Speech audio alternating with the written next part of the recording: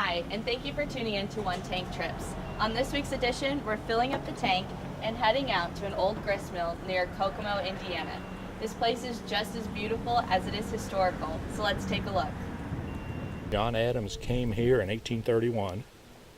The local story is he walked from Lafayette, followed Wildcat Creek up this way looking for a site for a mill, landed on this spot, and entered the land in 1831. I think first 80 acres, and eventually he acquired a lot more land.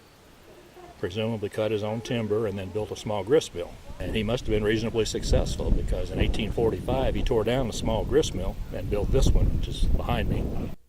Today, Adams Mill has been preserved as a historic site that showcases machinery that was used to create flour years ago. Though milling ceased in 1951, the machines have been kept on display for visitors to see and learn more about the industry. The miller here, a fellow named Claude Sheets, decided it just wasn't worth it to retrofit an old barn, given the size and given the competition with the big milling companies that was developing. So he just decided to open a museum, called it a Museum of Rural Americana. The mill has since switched owners and is now a non-for-profit that is supported by local businesses and volunteers. It is also situated on 80 acres of land, which means there's plenty of room for outdoor activities as well. Place to get away from town and relax. It's peaceful out here. You saw the picnickers. Today, I think we've had 6 or 7 different photography groups out here taking family pictures, things like that. Adams Mill is a short 45-minute drive to Cutler, Indiana, just outside of Kokomo.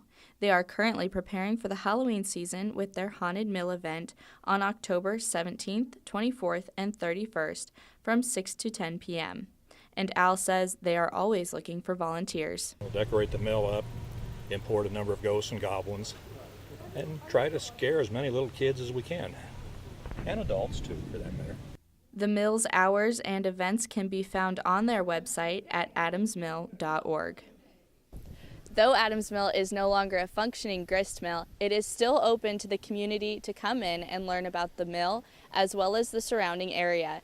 It is also situated on 80 acres of beautiful surroundings for hiking, camping, and maybe even canoeing. Reporting for Fast Track, I'm Beth Stanley.